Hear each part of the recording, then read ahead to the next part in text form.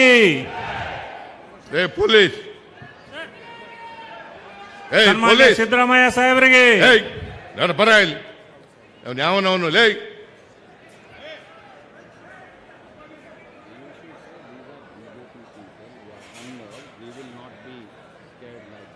No no no ಬರ ಇಲ್ಲಿ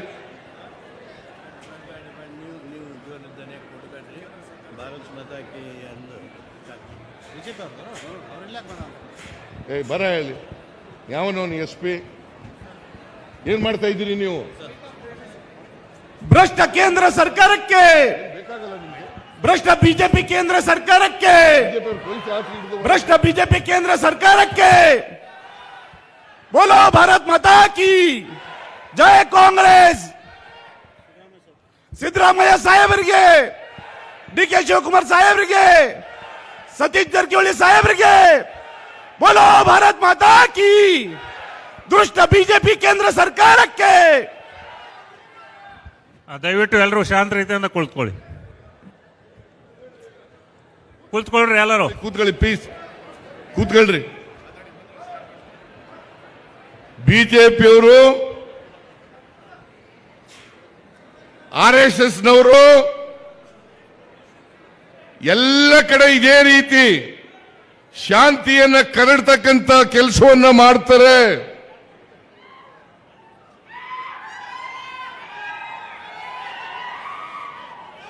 ಸಮಾಜದಲ್ಲಿ ಬೆಂಕಿ ಹಚ್ಚತಕ್ಕಂತ ಕೆಲಸವನ್ನ ಮಾಡ್ತಾರೆ.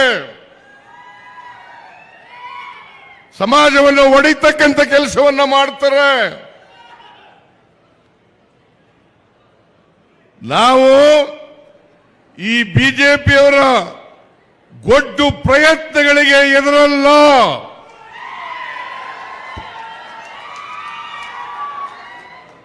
ಇವರನ್ನ ಸಾರ್ವಜನಿಕವಾಗಿ ಎದುರಿಸತಕ್ಕಂಥ ಶಕ್ತಿ ನಮಗಿದೆ ಅಂತಕ್ಕಂಥದನ್ನ ಅವರಿಗೆ ತಿಳಿಸಲಿಕ್ಕೆ ಬಯಸ್ತಾ ಇದ್ದೇನೆ.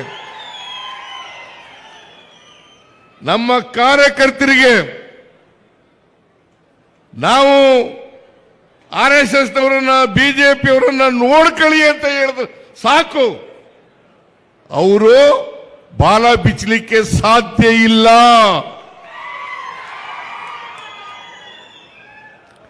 ಅದರಿಂದ ಇಂಥ ದುಷ್ಕೃತ್ಯಗಳನ್ನು ಮಾಡ್ತಾರಲ್ಲ ಬಿಜೆಪಿಯವರು, ಇವರಿಗೆ ಇಡೀ ಕಾಂಗ್ರೆಸ್ನ ಕಾರ್ಯಕರ್ತರ ಪರವಾಗಿ ಅವರಿಗೆ ಧಿಕ್ಕಾರ ಅಂತಕ್ಕಂಥ ಮಾತುಗಳನ್ನ ಹೇಳಲಿಕ್ಕೆ ಬಯಸ್ತಾ ಇದ್ದೇನೆ. ನಾಚಿಕೆ ಆಗಲ್ಲ ನಿಮಗೆ? ಬೆಲೆ ಏರಿಕೆ ಇವತ್ತು ಕಾರಣಕರ್ತರು ಯಾರು? ಬೆಲೆ ಏರಿಕೆ ಇವತ್ತು ಏನಾದರೂ ಆಗಿದ್ರೆ 2014ರಲ್ಲಿ ಚಿನ್ನದ ಬೆಲೆ 28,000 ರೂಪಾಯಿ ಇತ್ತು. ಇವತ್ತು 1,00,000 ರೂಪಾಯಿ ಆಗಿದೆ. 1,00,000 ರೂಪಾಯಿ ಆಗಿದೆ. ಇದಕ್ಕೆ ಯಾರು ಕಾರಣ? ನಾವು ಕಾರಣನಾ? ಕಾಂಗ್ರೆಸ್ನವ್ರ ಕಾರಣನಾ? ಇದಕ್ಕೆ ಕಾರಣ ನರೇಂದ್ರ ಮೋದಿ ಮತ್ತು ಬಿಜೆಪಿ ಅಮಿತ್ ಶಾ ಕಾರಣ ಅಂತಕ್ಕಂಥದ್ದನ್ನ ಹೇಳಲಿಕ್ಕೆ ಬಯಸ್ತಾ ಇದ್ದೇನೆ. ಇವತ್ತು ರಾಗಿ ಬೆಲೆ, ಗೋಧಿ ಬೆಲೆ, ಅಕ್ಕಿ ಬೆಲೆ, ಮಜ್ಜಿಗೆ ಬೆಲೆ, ಹಾಲಿನ ಬೆಲೆ, ಮೊಸರಿನ ಬೆಲೆ. ಕೂತ್ಕೊಳ್ರಿ, ಎಲ್ಲರೂ ಕೂತ್ಕೊಳ್ಳಿ. ಈ ಕಡೆ ನೋಡ್ರಿ, ಅವ್ರಿಗೇನ್ ನೋಡ್ಬಿಡ್ರಿ, ಎಲ್ಲ ಸಾಲ್ವ್ ಇದೆ. ಈ ಕಡೆ ನೋಡ್ರಿ, ಈ ಕಡೆ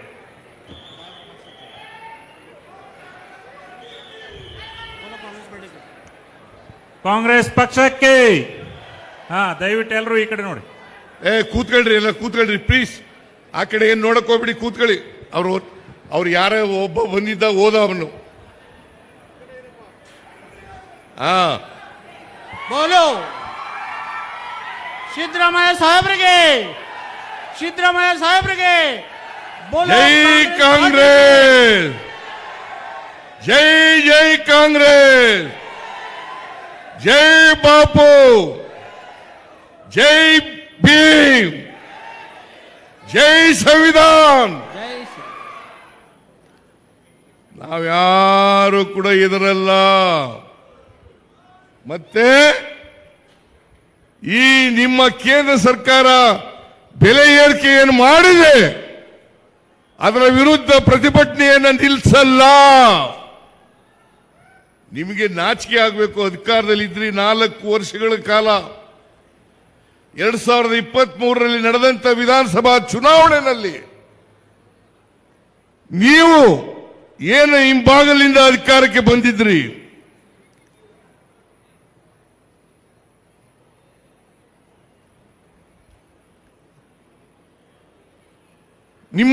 ನಿಮ್ಮನ್ನ ಸೋಲಿಸಿ 136 ಸ್ಥಾನಗಳನ್ನು ನಮಗೆ ಕೊಟ್ಟರು.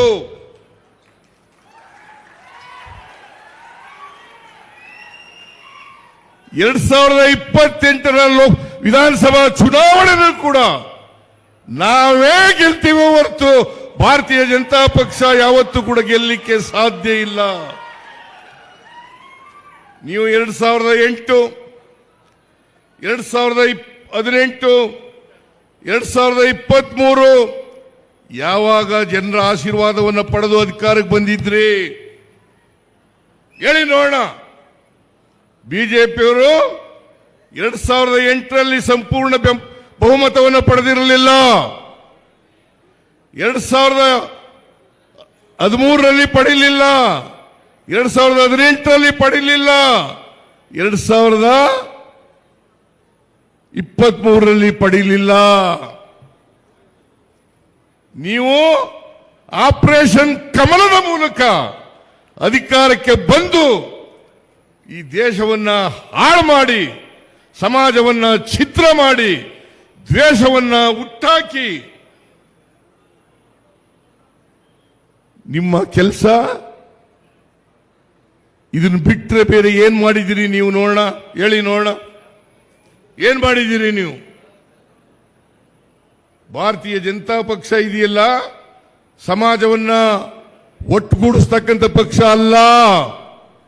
ಸಮಾಜದಲ್ಲಿ ದ್ವೇಷವನ್ನು ಬಿತ್ತಿ ಸಮಾಜವನ್ನು ಒಡೆಯತಕ್ಕಂಥ ಪಕ್ಷ, ಬಡವರ ವಿರೋಧಿಗಳ ಪಕ್ಷ, ರೈತರ ವಿರೋಧಿಗಳ ಪಕ್ಷ, ಯುವಕರ ವಿರೋಧಿಗಳ ಪಕ್ಷ, ದಲಿತರ ವಿರೋಧಿಗಳ ಪಕ್ಷ, ಅಲ್ಪಸಂಖ್ಯಾತರ ವಿರೋಧಿಗಳ ಪಕ್ಷ.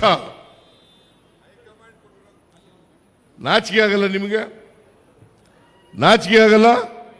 ನಾವು ಪ್ರತಿಭಟನೆ ಮಾಡ್ತಕ್ಕಂಥ ಜಾಗಕ್ಕೆ ಬಂದು ಇಲ್ಲಿ ನೀವು ಸಭೆಯನ್ನು ಹಾಳು ಮಾಡತಕ್ಕಂಥ ಪ್ರಯತ್ನವನ್ನು ಮಾಡಿದ್ರೆ ಇದಕ್ಕೆಲ್ಲ ನಮ್ಮ ಕಾರ್ಯಕರ್ತರು ಬಗ್ಗಲ್ಲ, ದಕ್ಕಲ್ಲ, ಎದರಲ್ಲ ಅಂತಕ್ಕಂಥ ಮಾತುಗಳನ್ನು ಹೇಳಲಿಕ್ಕೆ ಬಯಸ್ತಾ ಇದ್ದೇನೆ. ಈಗ ಅವ್ರ ಬಗ್ಗೆ ತಲೆ ಕೆಡಿಸ್ಕೊಳ್ಳೋದು ಬೇಡ.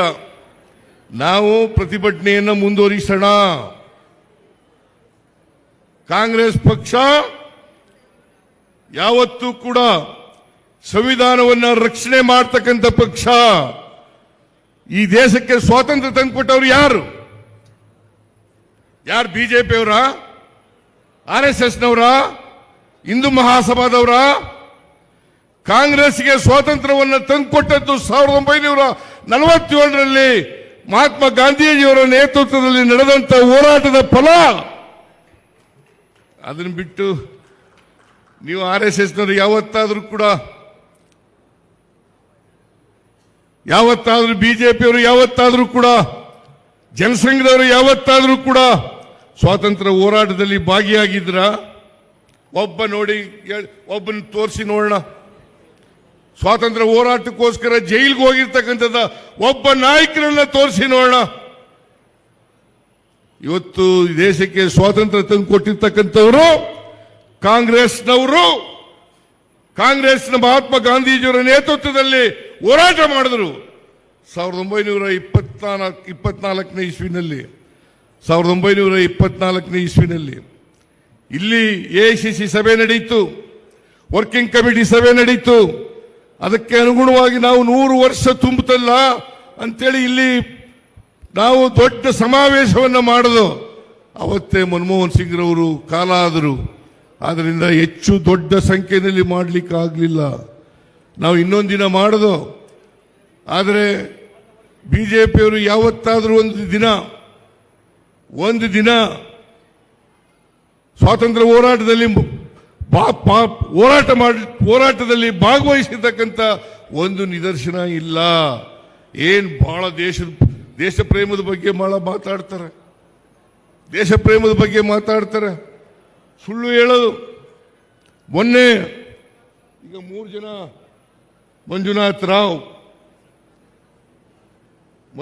ರಾವ್, ಆಮೇಲೆ ಇನ್ನಿಬ್ರು ಯಾರು,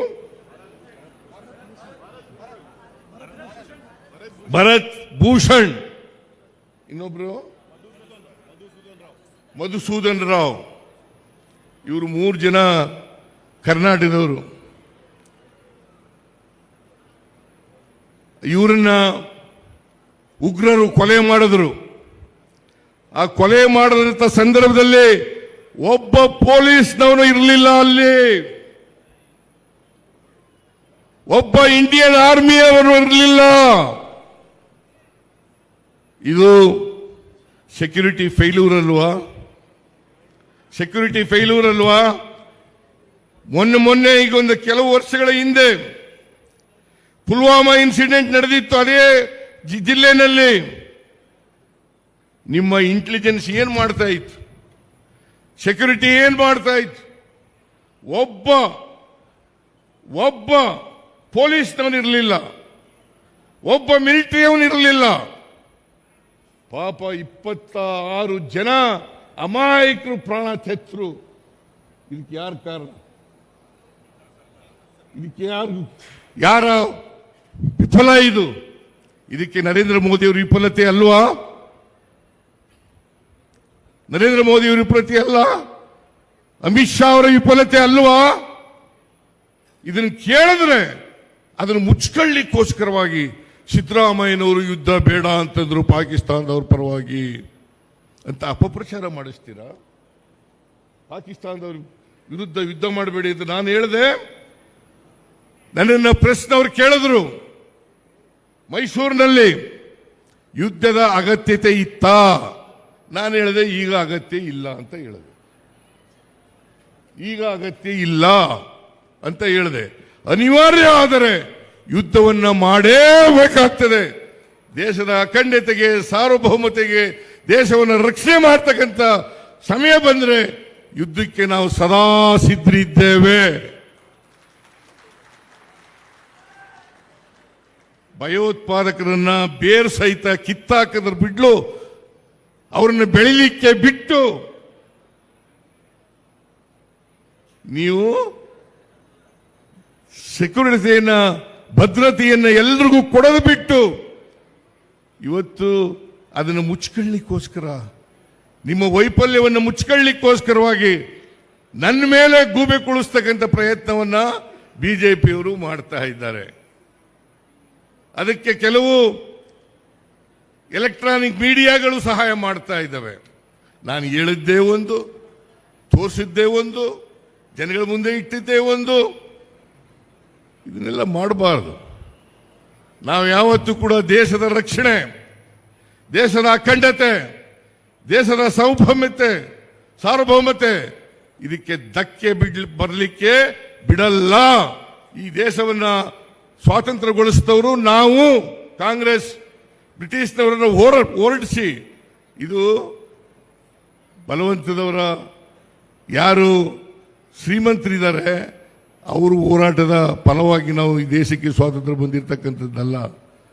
ಈ ದೇಶದ ಬಡವರು, ದಲಿತರು, ಹಿಂದುಳಿದವರು, ಅಲ್ಪಸಂಖ್ಯಾತರು, ಎಲ್ಲ ಧರ್ಮದ ಜನ ಹೋರಾಟ ಮಾಡಿ ದೇಶಕ್ಕೆ ಸ್ವಾತಂತ್ರ್ಯವನ್ನು ತಂದಿರತಕ್ಕಂಥದ್ದು. ನಾನು ಕೇಳ್ತೀನಿ, ನಿಮಗೆ ನಾಚಿಕೆ ಆಗಲ್ಲ? ನಿಮಗೆ ಸ್ವಾತಂತ್ರ್ಯ ಬಂದ ಮೇಲೆ 52 ವರ್ಷಗಳ ಕಾಲ ಇವರು RSS ಕಚೇರಿನಲ್ಲಿ ಭಾರತದ ಧ್ವಜ ಹಾರಿಸಿರಲಿಲ್ಲ. 52 ವರ್ಷಗಳ ಕಾಲ ಭಾರತದ ಧ್ವಜ ಹಾರಿಸಿರಲಿಲ್ಲ. ನಾಚಿಕೆ ಆಗಲ್ಲ ನಿಮಗೆ ದೇಶದ ಬಗ್ಗೆ ಮಾತಾಡೋಕ್ಕೆ? ಮಾನ ಮರ್ಯಾದೆ ಏನಾದ್ರು ಇದೆಯಾ ನಿಮಗೆ? 52 ವರ್ಷಗಳ ಕಾಲ ಬಿಜೆಪಿ ಕಚೇರಿನಲ್ಲಿ ಭಾರತದ ಧ್ವಜವನ್ನು ಆರಿಸಿರಲಿಲ್ಲ. ನಿಮಗೆ ನಾಚಿಕೆ ಆಗಲ್ಲ?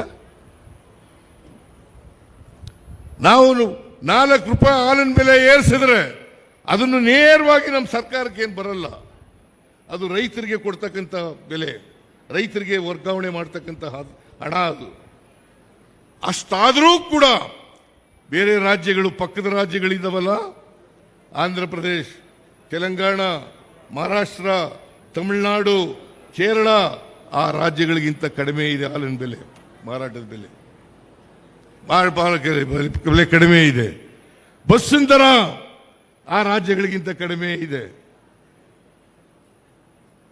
ನಾವು ಪೆಟ್ರೋಲ್, ಡೀಸೆಲ್ ಬೆಲೆ, ಪೆಟ್ರೋಲ್ ಬೆಲೆ ಆ ರಾಜ್ಯಗಳಿಗಿಂತ ಕಡಿಮೆ ಇದೆ. ಕರ್ನಾಟಕದಲ್ಲಿ ಇರ್ತಕ್ಕಂಥದ್ದು ಡೀಸೆಲ್ ಬೆಲೆ ಇರ್ಬೋದು, ಪೆಟ್ರೋಲ್ ಬೆಲೆ ಇರ್ಬೋದು. ಇವತ್ತು ಎಷ್ಟಿದೆ ಪೆಟ್ರೋಲ್ ಬೆಲೆ? 91 ರೂಪಾಯಿ. ಅಲ್ಲ, ಡೀಸೆಲ್ ಬೆಲೆ 91 ರೂಪಾಯಿ 4 ಪೈಸೆ. ಸ್ವಾತಂತ್ರ್ಯ ಇವರು ನರೇಂದ್ರ ಮೋದಿ ಬಂದಾಗ ಎಷ್ಟಿತ್ತು? 49 ರೂಪಾಯಿ ಇತ್ತು. ಇವತ್ತು ಎಷ್ಟಾಗಿದೆ? 91 ರೂಪಾಯಿ 4 ಪೈಸೆ. ಯಾರ ಕಾರಣ ಇದಕ್ಕೆ? ಪೆಟ್ರೋಲ್ ಬೆಲೆ 70 ರೂಪಾಯಿ 71 ರೂಪಾಯಿ ಇತ್ತು, ಇವತ್ತು 102 ರೂಪಾಯಿ ಇದೆ. ಯಾರ ಕಾರಣ ಇದಕ್ಕೆ? ಯಾರ ಜವಾಬ್ದಾರಿ ಇದಕ್ಕೆ? ಡೀಸೆಲ್ ಬೆಲೆ 414 ರೂಪಾಯಿ ಇತ್ತು ಒಂದು ಹಂತದಲ್ಲಿ. 2016ರಲ್ಲಿ 1,000 ರೂಪಾಯಿಗಿಂತ ಜಾಸ್ತಿ ಹೋಗಿತ್ತು. ಇವತ್ತು 855 ರೂಪಾಯಿ ಇದೆ. ಯಾರ ಕಾರಣ ಇದಕ್ಕೆ? ಯಾರ ಕಾರಣ? ಅಗತ್ಯ ವಸ್ತುಗಳು ಇವತ್ತು ಎಲ್ಲ ಏರ್ಬೇಕಾದ್ರೆ ಮಿಸ್ಟರ್ ನರೇಂದ್ರ ಮೋದಿ ಕಾರಣ, ಅವರ ಸರ್ಕಾರ ಕಾರಣ. 11 ವರ್ಷಗಳಲ್ಲಿ ಈ ಬೆಲೆ ಎಲ್ಲ ಏರಿಕೆಯಾಗಿದೆಯಲ್ಲ, ಜನರ ಮೇಲೆ ಬರೆ ಹಾಕಿದಿರಲ್ಲ. ಮನಮೋಹನ್ ಸಿಂಗ್ನವ್ರ ಕಾಲದಲ್ಲಿ ಕಾರ್ಪೊರೇಟ್ ಟ್ಯಾಕ್ಸ್ 30% ಇತ್ತು, ಇವತ್ತು 22% ಇದೆ. 8% ಕಡಿಮೆ ಆಯಿತು. ಯಾಕೆ ಕಡಿಮೆ ಆಯಿತು?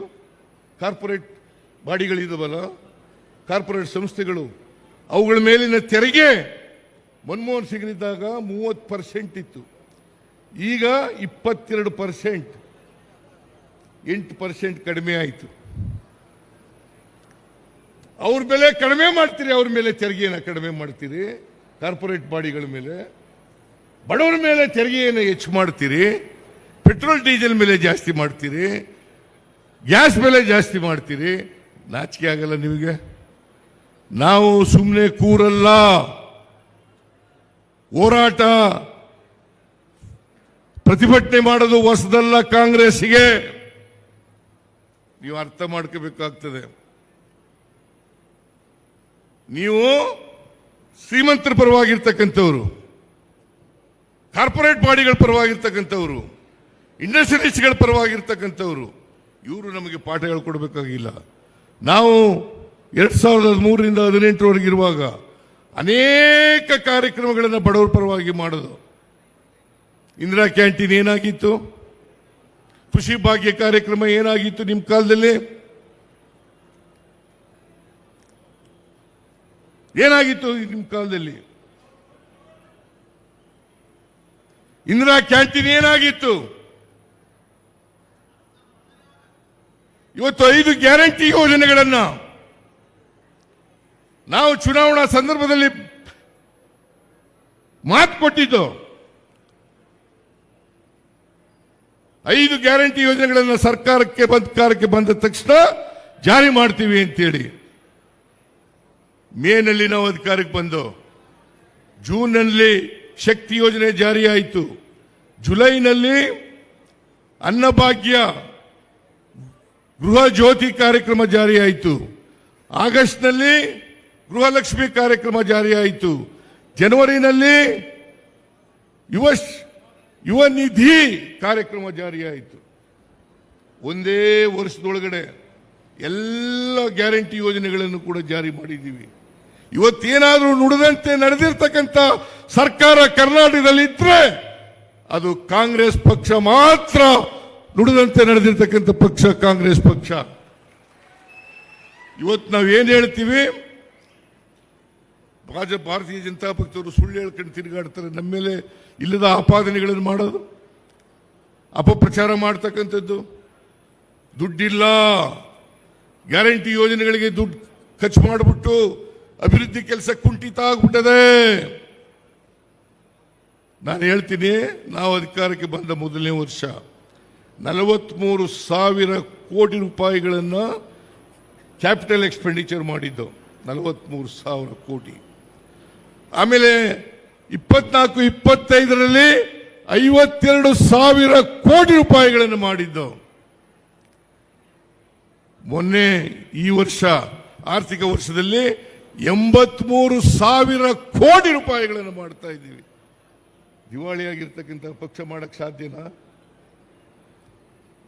ಪಾಪರಾಗಿರ್ತಕ್ಕಂಥ ಸರ್ಕಾರ ಮಾಡ್ಲಿಕ್ಕೆ ಸಾಧ್ಯನಾ?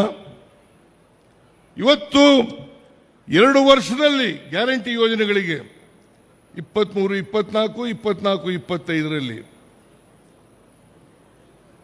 2 ವರ್ಷದಲ್ಲಿ 80,000 ಕೋಟಿ ರೂಪಾಯಿಗಳನ್ನ ಯೋಜನೆಗಳಿಗೆ ಖರ್ಚು ಮಾಡಿದ್ದೀವಿ. ಗ್ಯಾರಂಟಿ ಯೋಜನೆಗಳಿಗೆ 80,000 ಕೋಟಿ ರೂಪಾಯಿಗಳನ್ನ.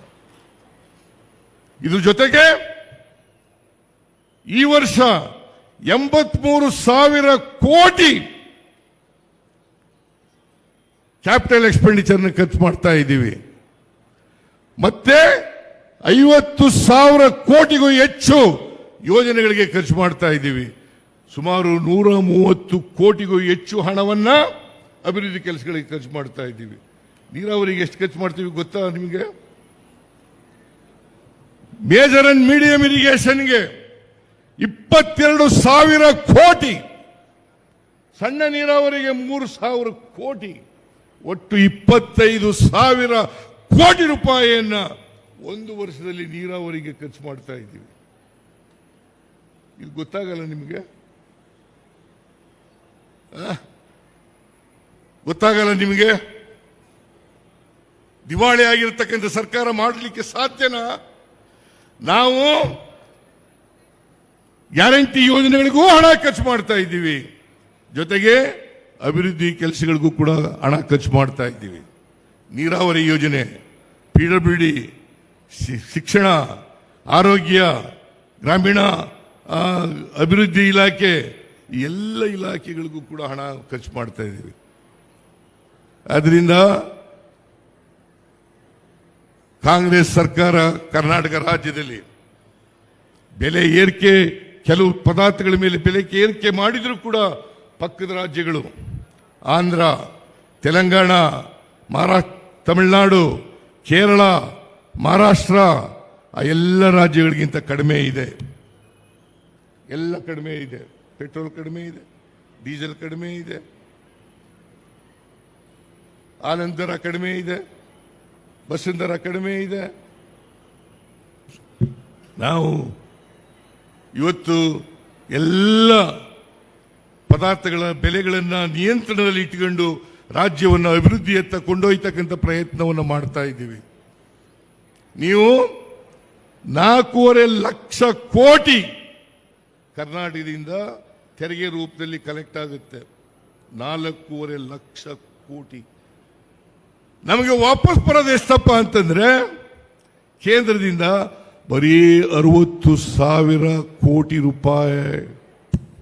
4.5 ಲಕ್ಷ ರೂಪಾಯಿ ನಾವು ಕೊಡ್ತೀವಿ, ಬರೀ 60,000 ಕೋಟಿ ರೂಪಾಯಿ ಮಾತ್ರ ವಾಪಸ್ ಬರ್ತದೆ. ಇದು ನ್ಯಾಯನಾ? ಇದನ್ನ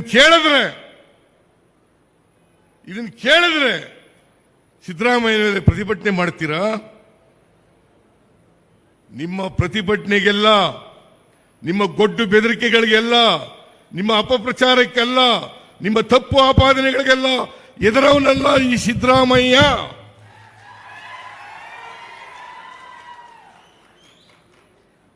ನಿಮ್ಮನ್ನ ಮೆಟ್ಟಿ ನಿಲ್ತಕ್ಕಂಥದ್ದೇ ಕಾಂಗ್ರೆಸ್ ಪಕ್ಷದ ಧ್ಯೇಯ. ನೀವು ಸಂವಿಧಾನವನ್ನು ಹಾಳು ಮಾಡಕ್ ಕೊಟ್ಟಿದ್ದೀರಿ. ಸಂವಿಧಾನವನ್ನು ರಕ್ಷಣೆ ಮಾಡತಕ್ಕಂಥದ್ದು ನಮ್ಮ ಕರ್ತವ್ಯ, ನಮ್ಮ ಜವಾಬ್ದಾರಿ. ಸಂವಿಧಾನವನ್ನು ರಕ್ಷಣೆ ಮಾಡಿದ್ರೆ ಸಂವಿಧಾನ ನಮ್ಮನ್ನು ರಕ್ಷಣೆ ಮಾಡ್ತದೆ. ಇವತ್ತು ನರೇಂದ್ರ ಮೋದಿ ಅವರು ಪ್ರಧಾನಮಂತ್ರಿ ಆಗಿರೋದು ಯಾವ ಸಂವಿಧಾನದಿಂದ? ಇದೇ ಸಂವಿಧಾನದಿಂದ ಅಲ್ಲ. ನಾನು ಮುಖ್ಯಮಂತ್ರಿ ಆಗಿರ್ತಕ್ಕಂಥದ್ದು ಯಾವ ಸಂವಿಧಾನದಿಂದ? ಬಾಬಾ ಸಾಹೇಬ್ ಅಂಬೇಡ್ಕರ್ ಅವರು ಕೊಟ್ಟಿರ್ತಕ್ಕಂಥ ಸಂವಿಧಾನದಲ್ಲ.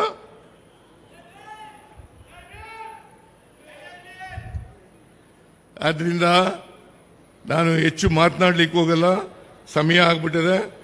ದಯಮಾಡಿ ನೀವೆಲ್ಲರೂ ಕೂಡ ಕೇಂದ್ರ ಸರ್ಕಾರ ಬೆಲೆ ಏರಿಕೆ ಇವತ್ತು ಏನಾದ್ರು ಆಗಿದ್ರೆ, ಚಿನ್ನ ಆಗಿದ್ರೆ, ಬೆಳ್ಳಿ ಆಗಿದ್ರೆ, ಗೊಬ್ಬರ ಆಗಿದ್ರೆ, ಆಹಾರ ಪದಾರ್ಥಗಳಾಗಿದ್ರೆ, ಇವೆಲ್ಲಕ್ಕೂ ಕಾರಣ ಕೇಂದ್ರ ಸರ್ಕಾರ ಅಂತಕ್ಕಂಥದ್ದನ್ನು ನಾವು ಅರ್ಥ ಮಾಡ್ಕೋಬೇಕಾಗ್ತದೆ. ಮುಂದಿನ ದಿನಗಳಲ್ಲಿ ನಮ್ಮ ಕಾರ್ಯಕರ್ತರು ಅವರ ಅನ್ಯಾಯದ ವಿರುದ್ಧ ಪ್ರತಿಭಟಿಸ್ತಕ್ಕಂಥ ಮನೋಭಾವವನ್ನು ಬೆಳೆಸ್ಕೊಳ್ಬೇಕು ಅಂತಕ್ಕಂಥ ಮಾತುಗಳನ್ನು ಹೇಳಿ ನಿಮಗೆಲ್ಲ ನಮಸ್ಕಾರ ಮಾಡಿ ನನ್ನ ಮಾತುಗಳನ್ನು ಮುಗಿಸ್ತೇನೆ. ಜೈ ಹಿಂದ್, ಜೈ ಕರ್ನಾಟಕ.